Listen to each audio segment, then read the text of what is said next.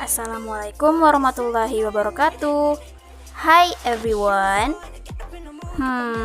Kalian pernah dengar nggak sih istilah etika bisnis? Nah, kalau kalian belum pernah dengar, yuk nonton video ini. Sebelum kita tahu etika bisnis itu apa, kita harus tahu etika itu seperti apa. Nah, etika ini berasal dari bahasa Yunani, yaitu ethos. Etos ini berarti sikap, cara berpikir, kebiasaan, adat, akhlak, perasaan, dan watak kesusilaan. Jadi, secara terminologi, etika berarti prinsip, norma, dan standar perilaku yang mengatur individu maupun kelompok yang membedakan apa yang benar dan apa yang salah.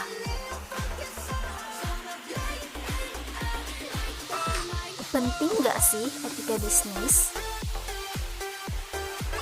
Etika bisnis mempengaruhi bagaimana perusahaan berhubungan dengan para pekerjanya, bagaimana pekerja berhubungan dengan perusahaan, dan bagaimana perusahaan berhubungan dengan agen atau pelaku ekonomi lain.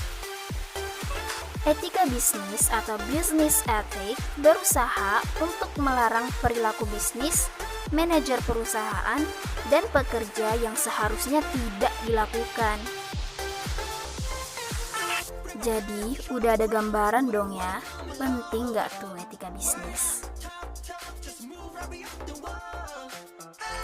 Dalam Islam juga, etika bisnis ada pengertiannya loh, yaitu akhlak dalam menjalankan bisnis sesuai dengan nilai-nilai Islam, sehingga dalam melaksanakan bisnisnya tidak perlu ada kekhawatiran, sebab sudah diyakini sebagai sesuatu yang baik dan benar. Materi selanjutnya yaitu baik dan buruk dalam etika bisnis Islam. Pada dasarnya, etika berpengaruh terhadap para pelaku bisnis, terutama dalam hal kepribadian, tindakan, dan perilakunya. Nah, ini ada beberapa contoh etika yang baik. Yang pertama, jujur. Ini tentu saja ya. Yang kedua, bersikap baik, sopan, dan dewasa. Dan yang ketiga, selalu mengucapkan terima kasih. Dan yang terakhir ada menggunakan pakaian yang rapi. Nah, ini beberapa contoh etika yang baik dalam berbisnis Islam. Next, ada macam-macam etika. Macam-macam etika yang pertama ada etika deskriptif. Etika deskriptif memberikan fakta sebagai dasar untuk membuat keputusan tentang perilaku atau sikap yang akan diambil. Yang kedua ada etika normatif, yaitu etika normatif memberi penilaian sekaligus memberi norma sebagai dasar dan kerangka tindakan yang akan diputuskan. Secara umum, etika dapat dibagi menjadi dua. Yang pertama, etika umum.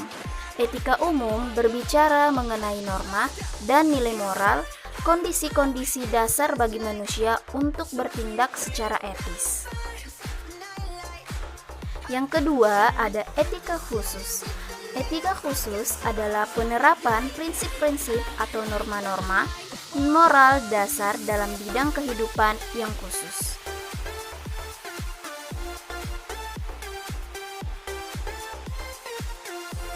Jika konsep tauhid diaplikasikan dalam etika bisnis, maka seorang pengusaha muslim tidak akan yang pertama menimbun kekayaan dengan penuh keserakahan, karena tentunya ia merasa takut akan dosa. Yang kedua, seorang pengusaha muslim tidak akan dapat dipaksa untuk berbuat yang tidak etis, karena ia hanya takut dan cinta kepada Allah Subhanahu wa Ta'ala. Yang ketiga, seorang pengusaha muslim tidak akan berbuat diskriminatif terhadap para pekerjanya.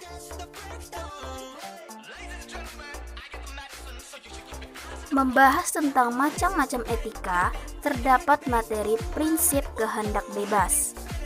Kebebasan merupakan bagian penting dalam nilai etika bisnis Islam, tetapi kebebasan itu tidak merugikan kepentingan kolektif. Maksud dari prinsip kehendak bebas ini ialah kepentingan individu terbuka lebar, di mana tidak adanya batasan pendapatan bagi seseorang, mendorong manusia untuk aktif berkarya dan bekerja dengan segala potensi yang dimilikinya.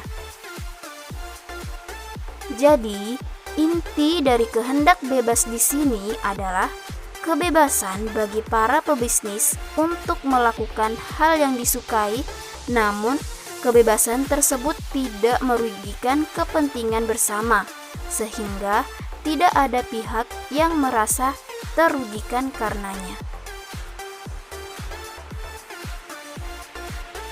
Yang kedua, ada prinsip tanggung jawab. Untuk memenuhi tuntunan keadilan dan kesatuan, manusia perlu mempertanggungjawabkan tindakannya secara logis. Prinsip ini berhubungan erat dengan kehendak bebas. Dalam dunia bisnis, pertanggungjawaban dilakukan kepada dua sisi, yakni sisi vertikal yaitu kepada Allah Subhanahu wa Ta'ala, dan sisi horizontal yaitu kepada sesama manusia. Sisi vertikal yaitu kepada Allah Subhanahu wa Ta'ala, di mana para pebisnis atau semua makhluk hidup harus merasa bahwa segala tindakannya harus dipertanggungjawabkan di akhirat kelak. Di sisi horizontal yaitu sesama manusia, para pebisnis memiliki tanggung jawab yang harus ditampilkan secara transparan, jujur, dan memberikan pelayanan yang optimal, serta berbuat yang terbaik dalam segala urusan. Selanjutnya membahas orientasi Islam dalam bisnis. Submateri yang pertama, target orientasi dalam bisnis Islam. Dengan kendali syariat, bisnis bertujuan untuk mencapai 4 hal utama. Yang pertama, target hasil, profit, materi, dan benefit non-materi. Tujuan perusahaan tidak harus hanya untuk mencari profit atau qimah madiyah atau nilai materi setinggi-tingginya, tetapi juga harus dapat memperoleh dan memberikan benefit.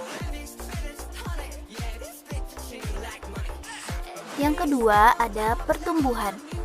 Jika profit materi dan benefit non-materi telah diraih sesuai target, perusahaan akan mengupayakan pertumbuhan atau kenaikan terus-menerus dari setiap profit dan benefitnya itu.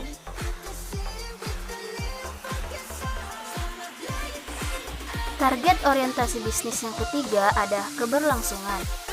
Setiap pebisnis selalu mengupayakan terus-menerus agar pertumbuhan target hasil yang telah diraih dapat dijaga keberlangsungannya dalam kurun waktu yang cukup lama. Nah, target orientasi bisnis yang terakhir ada keberkahan, yaitu mencari keridhaan dari Allah Subhanahu wa Ta'ala. Faktor keberkahan atau orientasi untuk menggapai ridho Allah Subhanahu wa Ta'ala merupakan puncak kebahagiaan hidup manusia muslim. Oleh sebab itu, para pebisnis menargetkan hal ini agar mendapatkan keridhaan dari Allah Subhanahu wa Ta'ala. Selanjutnya, manfaat orientasi bisnis dalam Islam.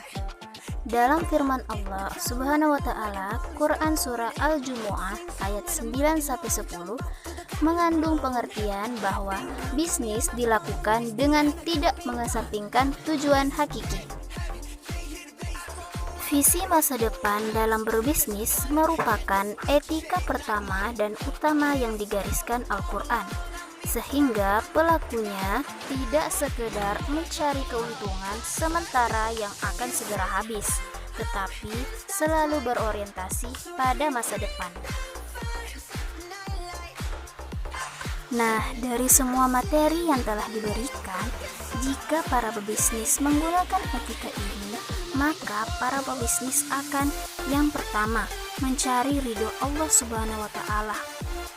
Yang kedua, mencari rahmat beserta kesenangan dari Allah Subhanahu wa Ta'ala. Yang ketiga, mendatangkan berkah dan rezeki dari Allah Subhanahu wa Ta'ala. Yang keempat, bermanfaat dan dibutuhkan bagi kemaslahatan umat manusia. Nah, jadi udah pada tahu dong ya, etika bisnis Islam itu seperti apa dan bagaimana. Dan bagaimana pentingnya etika bisnis Islam ini bagi kehidupan para pebisnis. Jadi buat kalian yang udah mulai bisnis kecil-kecilan, yuk terapin etika bisnis ini agar bisnis kita mendapatkan keridhaan dari Allah Subhanahu wa Ta'ala dan mendapatkan kebahagiaan di dunia maupun di akhirat kelak. Thanks for the attention. Terima kasih atas perhatiannya teman-teman. Wassalamualaikum warahmatullahi wabarakatuh.